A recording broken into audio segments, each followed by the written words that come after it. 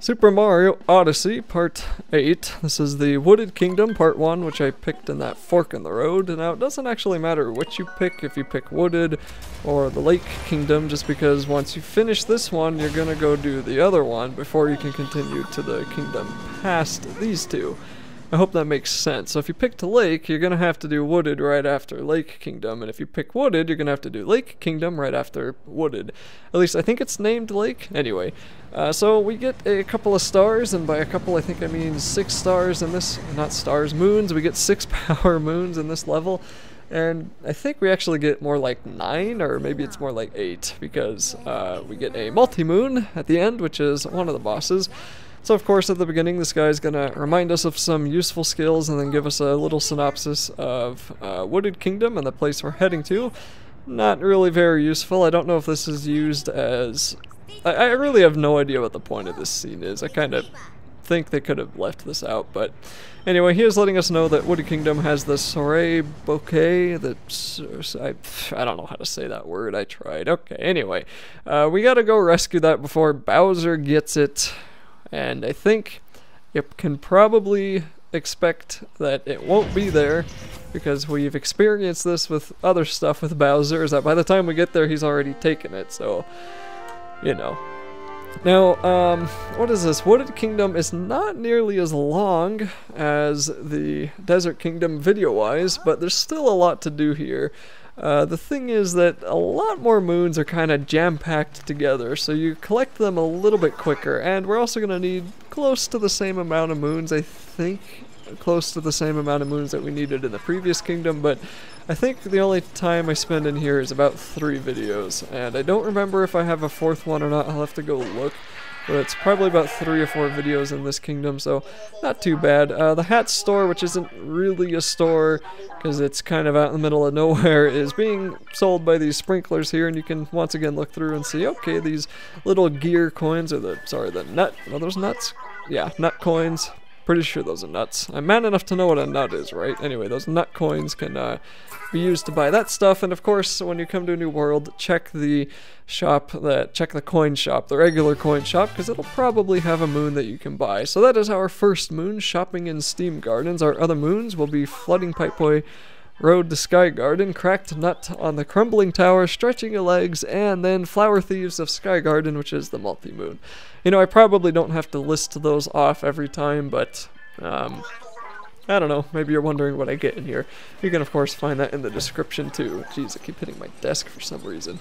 So these flowers are missing in this place. That's kind of the problem in this world that we have to fix, and none of these sprinklers really, they don't really know what to do. If there's no flowers, they don't know what they're supposed to water, and I guess they could just water nothing and save the water, but they're kind of freaking out because they can't do their programmed job, I guess.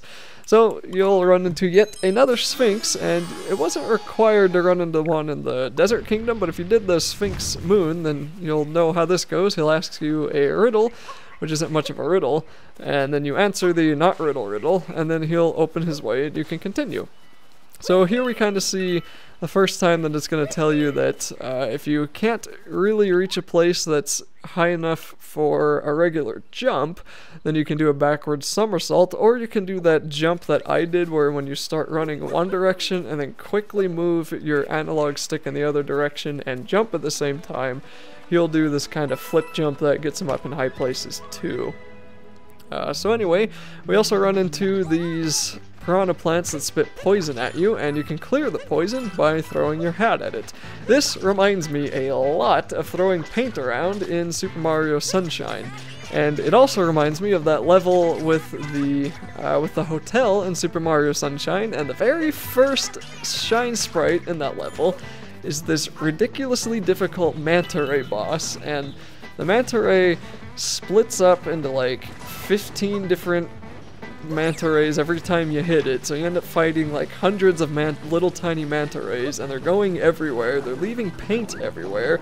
The paint is electrified, so if you touch it you die, and it's just like, it's horrible. That was one of the worst bosses that I can remember from my childhood, because that boss took me forever to defeat, and that whole point, like, that was the only point in that game that I ever actually got stuck on.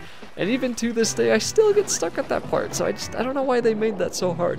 Now, of course, when I go back and replay it, it's not nearly as bad as it was back then, probably because I'm a little bit better at stuff now, but that wasn't actually the worst of it, because in that same hotel world, I remember that there was this one where you had to clear like 98% of the paint from the hotel in under a certain amount of time. It was like 3 minutes or something, and that was also not really the easiest thing in the world either. I don't really know why they threw that into a game that was obviously meant for younger people. It just was like amazingly hard, and of course at the time, because I played NES games first, I'm thinking, okay, this isn't an NES game, why is this so difficult? But it wasn't too bad. I still love Sunshine, and really I am so desperately hoping that they remake it in HD one day. I want to replay it on the GameCube, but I know the second that I beat it, they're going to announce that they're remaking it in HD, but they have yet to actually remake a Mario game in HD, so maybe it'll never happen, I don't know. Alright, well, during that rambling, we dodged a ton of fuzzies and got yet another power moon, and then we're going to run on over here across these platforms that fall down when you jump on them or when you walk on them. And we're just going to collect 4 of those coins, and then we're going to jump up here with more of those platforms, and don't do what I did and jump into the poison paint. Try to make sure that you clear that before you walk into it, and there's a heart right out of that box, so that was very nice. Now, the first thing we're going to see with these piranha plants is that they're actually going to eat your hat, and that means to get it back, you just have to jump on the piranha plant, but you don't actually have to jump on them, which kind of bothers me. I feel like it's a little bit too easy, but anyway, if you throw your hat in the piranha plant and then you walk into it, Mario will automatically kick the piranha plant. So that's another way of getting rid of it.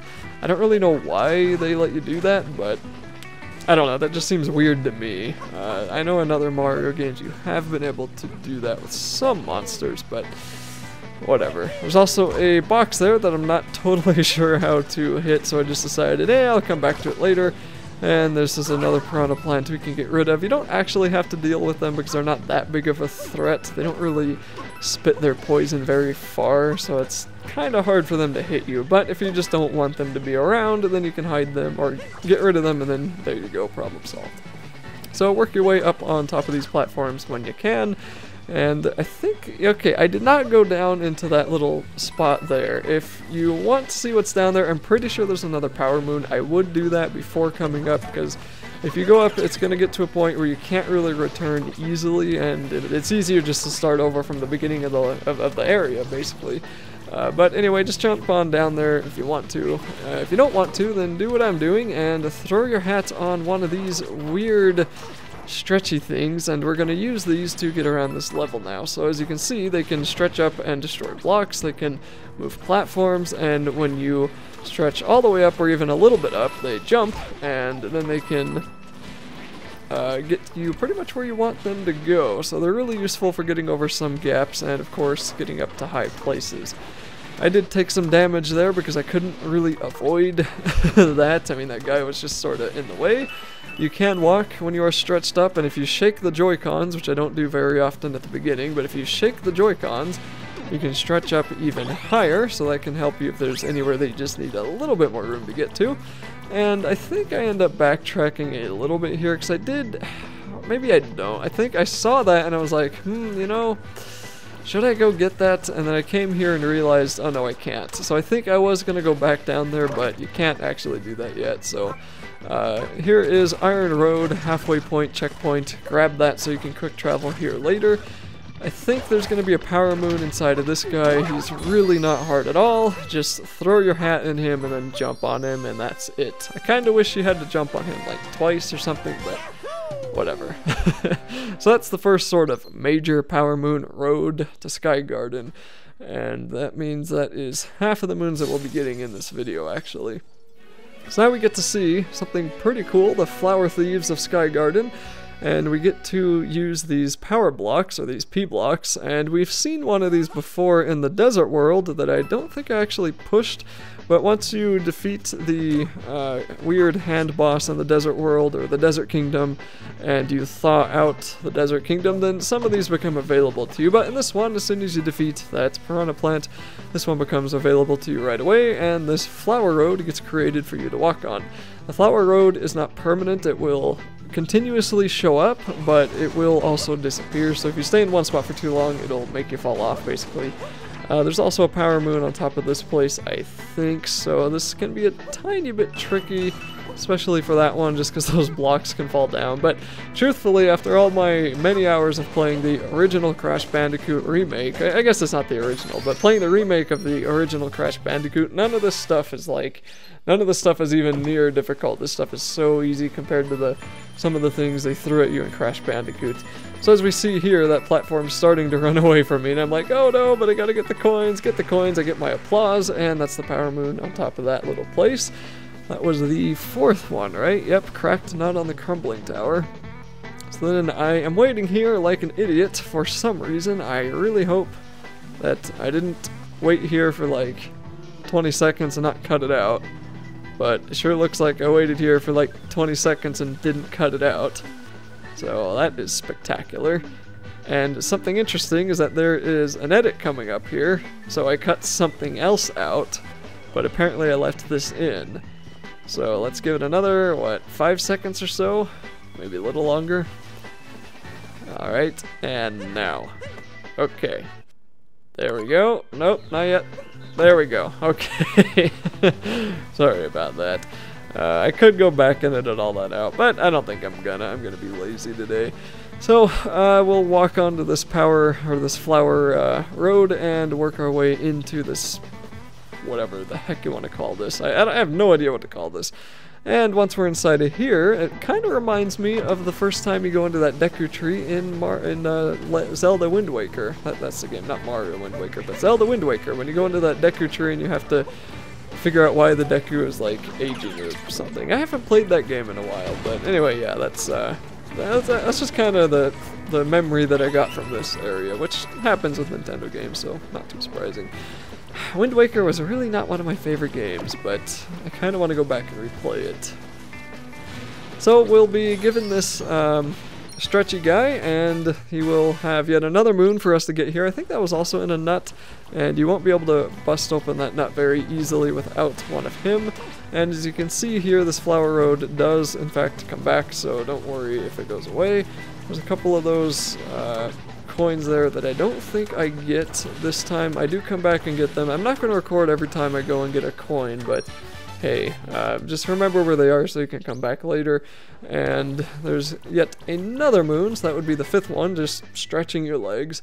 I don't think you actually need a stretchy guy to get through that, but it is good to have one. And then of course he disappears when you come out here. Another checkpoint at Sky Garden Tower, and we're going to fight one of these brutal bosses once again. So I think this one's going to be the... Who is this one? I think it's going to be that one to the left. Pretty sure it's the one to the left. Because... Yeah, it's that one to the left. So once he comes down and does an attack or two, I'll be reminded what his attacks are.